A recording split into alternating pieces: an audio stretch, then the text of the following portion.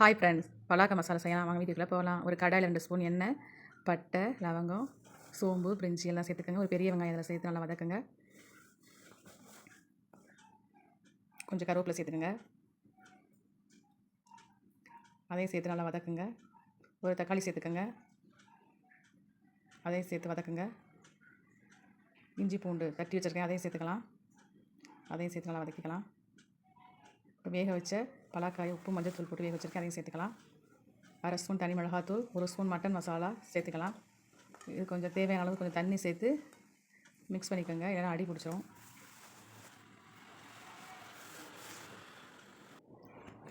Plus mix பண்ணிக்கோங்க. தேவையான உப்பு சேர்த்துக்கோங்க. இப்போ கொஞ்சம் தேங்காய், சோம்பு, வெள்ளைப்பூடு சேர்த்து அரைச்சி அதில் சேர்த்துக்கலாம். இது நல்லா மிக்ஸ் பண்ணி விடுங்க. அப்பப்போ கொஞ்சம் கிளறி விட்டே இருங்க, இல்லைன்னா அடி பிடிச்சிரும். நல்லா ட்ரையாக வர நம்ம ஊற்றிக்கலாம். அப்பப்போ மிக்ஸ் பண்ணி நல்லா ட்ரையாக வேக வச்சுக்கலாம். இப்போ பலாக்கா மசாலா ரெடி. இந்த சேனல் பிடிச்சா லைக் பண்ணுங்கள், ஷேர் பண்ணுங்கள், கமெண்ட் பண்ணுங்கள், மறந்துடாமல் சப்ஸ்கிரைப் பண்ணுங்கள். பாய்.